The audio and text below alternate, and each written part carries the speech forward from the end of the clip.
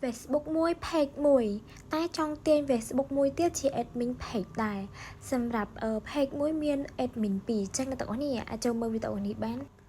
តោះអញ្ចឹងយើងចូលមកកាន់ page របស់យើងមកហើយអ្នកទាំងអស់គ្នាចុចទៅលើ profile page របស់យើងហើយអ្នកទាំងអស់គ្នាចុចពាក្យ QQ ហ្នឹងបន្ទាប់មកអ្នកទាំងអស់គ្នាគាត់នឹង scroll មកខាងក្រោមចុចពាក្យថា setting អញ្ចឹងបន្ទាប់ពីយើងចុចលើ setting រួចរាល់ហើយយើងនឹងឃើញជាឆាតបែបនេះអ្នកគេគាត់នៅមកខាងចុចពាក្យថា page setup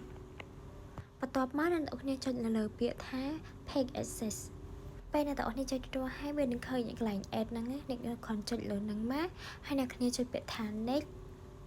បន្ទាប់មកគឺយើងវាយឈ្មោះ Facebook ដែលយើងចង់ទាញជា admin ហ្នឹងពេលអ្នកគ្នាឃើញ Facebook ដែលអ្នកគ្នាចង់ទិញហើយគ្រាន់តែចុចលើហ្នឹងមកហើយអ្នកគ្នាចុចបន្ទាប់មកអ្នកគ្នាឃើញពាក្យថា allow this person to also have full control មានន័យថា Facebook ដែលយើងទាញមកហ្នឹងគឺមានសិទ្ធិក្នុងការផុសឬក៏លុបផុសណាមួយដែលយើងចង់អ្នក